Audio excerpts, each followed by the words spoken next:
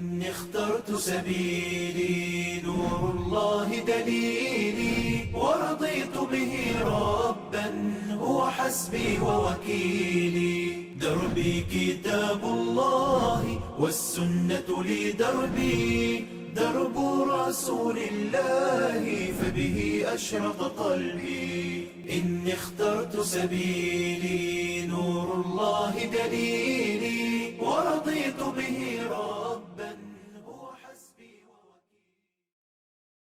Is it permissible for a husband and wife to physically display affection and be physically intimate with each other in the presence of other people, including family and children?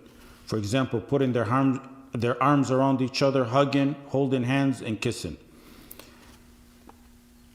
Putting their arms around each other, hugging, holding hands, and kissing. Based on the opinions of the earlier ulama, I can probably best answer this question by dividing it into two categories. First of all, there's physical display of affection that's considered pre-sexual or foreplay or similar in nature to that. Affectionate display in a sexual nature, the type of matters that belong in the bedroom or matters that should be done privately. Those must be kept private, and we go by the Islamic standards, not Western or kuffar standards. Touches or moves or kisses that are sexually suggestive or anything sexually suggestive at all, it's not permissible to display what falls under this category in public or in front of children or in front of family or in front of strangers. Allah subhanahu wa ta'ala ordered that children and servants ask permission before entering their own homes so they will not see something that's inappropriate. Imagine acting those matters out in front of them. يا أيها الذين آمنوا ليستأذنكم الذين ملكت أيمانكم والذين لم يبلغوا الحلم منكم 3 مرات من قبل صلاة الفجر وحين تضعون ثيابكم من الظهيرة ومن بعد صلاة العشاء 3 عورات لكم.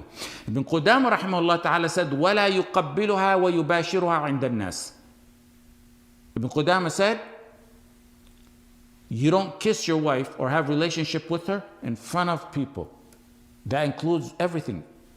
He specifically mentioned kissing, and of course that includes a sexual intercourse or foreplay. Al-Buhuti said it's disliked to kiss a wife or do something sexually suggestive in front of people because it's dana'a. Dana'a means it's despicable. Shaykh Muhammad ibn Ibrahim gave a fatwa that kissing a wife in public is not permissible. If spouses are deterred from merely speaking about intimate matters to anyone, imagine acting them out in front of anyone. In a narration of a hadith deterred from speaking about intimate matters, that's in Musnad Ahmad, the Messenger sallallahu alaihi wasallam compared speaking about intimate matters between spouses to others like a female shaitan who meets a male shaitan that fulfills his desire with her on the roadside while people are watching and looking. So the Messenger sallallahu alaihi wasallam compared speaking about intimate matters to other people to shayateen publicly performing their sexual acts in public. Imagine one actually performing them before other people. Where's the ghira and where's the haya for those who do this publicly? The people watching are humans. They're humans with desires. Even if it's matters like the ones mentioned in the question, or foreplay, or what's similar to that. And even if they're fully clothed, it draws unnecessary attention. And why would a man with ghira do matters that are sexually suggestive that may have an effect on those looking in desire or arousal? Yeah, she's your wife. And yeah, he's your husband. And she's in hijab and niqab. And what you're doing is definitely halal. In the bedroom where it belongs, not for the public to see. The second type of display of affection is an innocent show of affection and not in any way sexual. Even this category shouldn't be as a performance for others like those who videotape themselves doing even what's in this category to post on social media.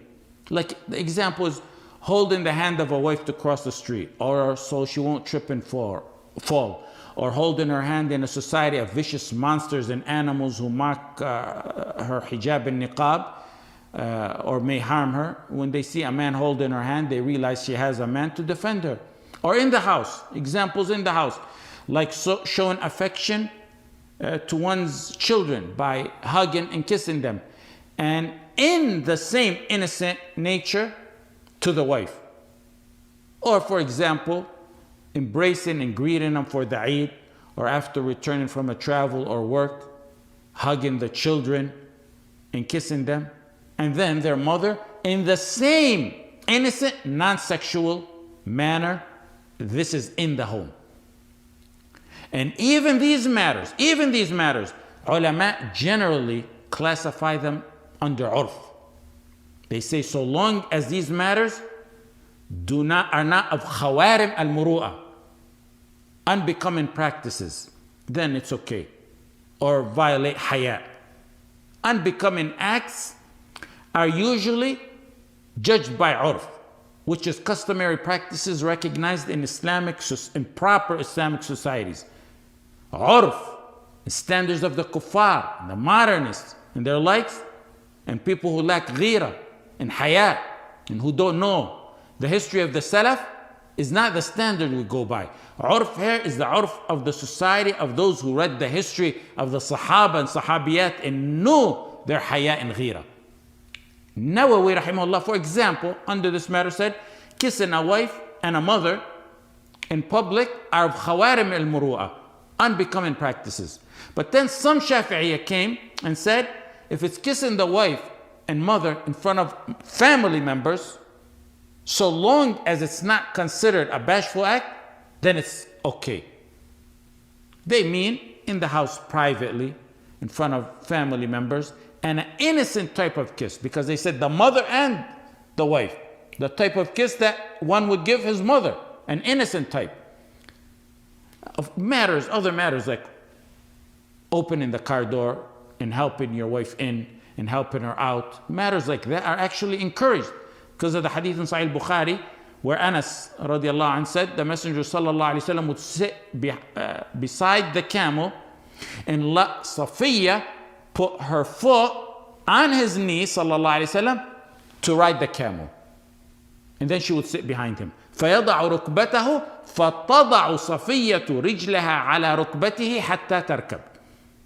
In the hadith that's in Sahih Bukhari that we took in the fiqh class, we took it for a different topic, and I didn't mention the beginning of it because it didn't pertain to the class. When Ibn Abbas radiallahu anhuma slept at his aunt's house, his aunt is Maymuna radiallahu anha. Maymuna is the wife of the Messenger sallallahu alayhi wasallam.